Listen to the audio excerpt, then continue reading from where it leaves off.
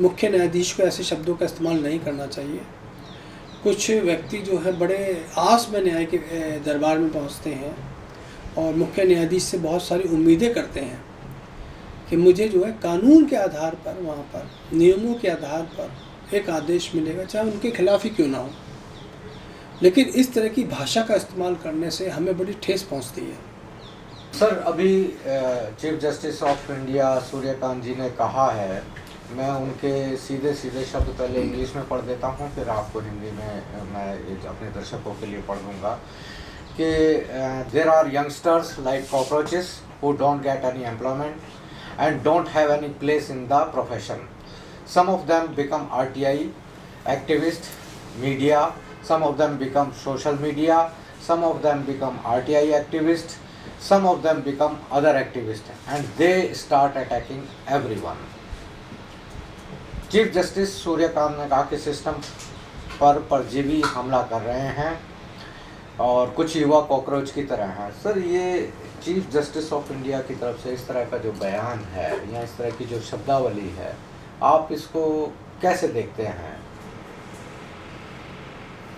एक तो ये पढ़ के में बड़ा खेद हुआ है कि चीफ जस्टिस साहब ने ऐसी भाषा का इस्तेमाल किया है जो कोई भी कानून में रिसर्च करने वाला व्यक्ति, प्रैक्टिसिंग लॉयर, ये ऐसी सुप्रीम कोर्ट से ऐसी बिल्कुल भी आशा नहीं करता था। और हमने पिछले कुछ समय के अंदर देखा है कि सुप्रीम कोर्ट के न्यायाधीश कुछ ऐसी भाषा का इस्तेमाल कर रहे हैं जो बिल्कुल न्यायप्रिय भाषा नहीं है। क्योंकि हमने जब से हर कानून का जो विद्यार्थी है उसका एक सपना होता है कि वो सुप्रीम कोर्ट जाए और सुप्रीम कोर्ट के मुख्य न्यायाधीश से मिले, सुप्रीम कोर्ट के न्यायाधीशों से मिले।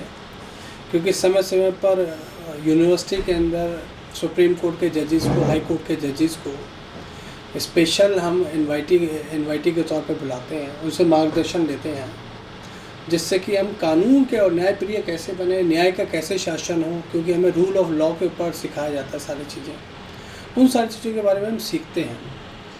और हम सभी लोगों का एक सपना होता है कि सुप्रीम, अगर हमें कहीं न्याय नहीं मिला है, निचले स्तर पर न्याय नहीं मिला है, निचले न्यायालयों से न्याय नहीं मिला है, तो हम धीरे धीरे सुप्रीम कोर्ट तक अपने न्याय की आस में जाते हैं और ये उम्मीद करते हैं कि सुप्रीम कोर्ट से हमें जो है निष्पक्ष न्याय की उम्मीद मिलेगी, जो कानून पे आधारित होगी, एकदम रूल ऑफ लॉ के नियम पे आधारित होगी। लेकिन बड़े अफसोस के साथ कहना पड़ रहा है, यदि कोई भी व्यक्ति इस समय पर पिछले कुछ दिनों में, कुछ महीनों में लगा लीजिए,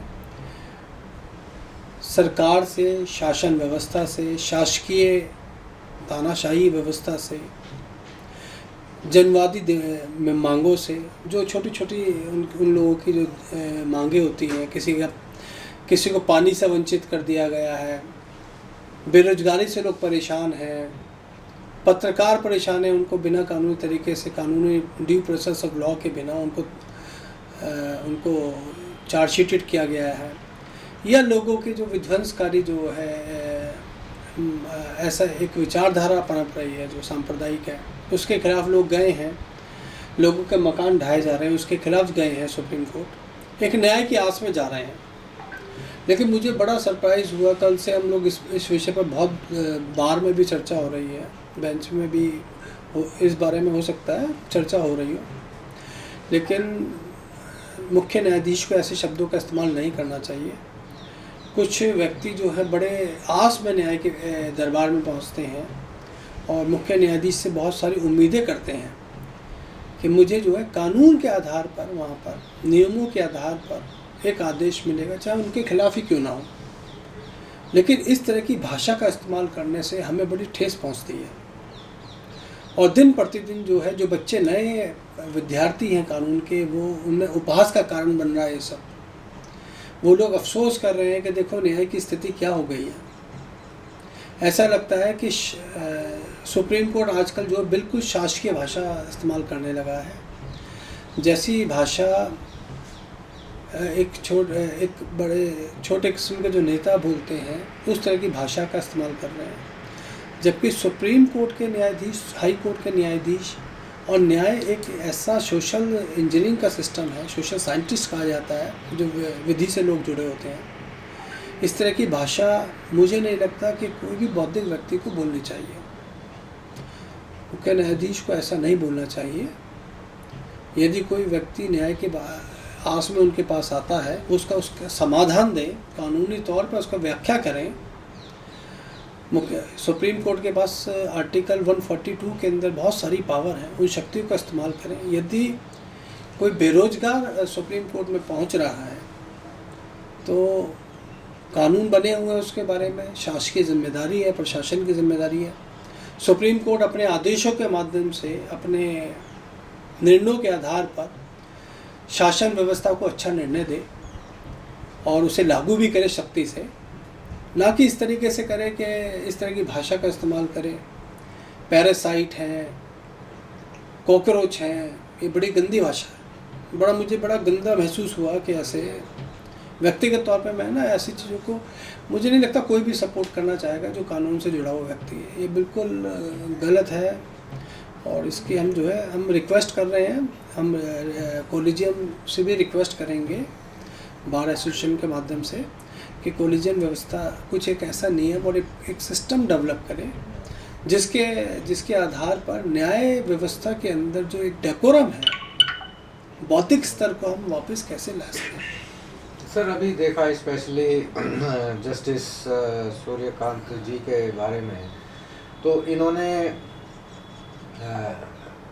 कई बार, एक पिटिशनर आए थे, उनको कहा कि इस शब्द का मतलब बताओ और जाकर अपना लुधियाना में स्वेटर बेचो।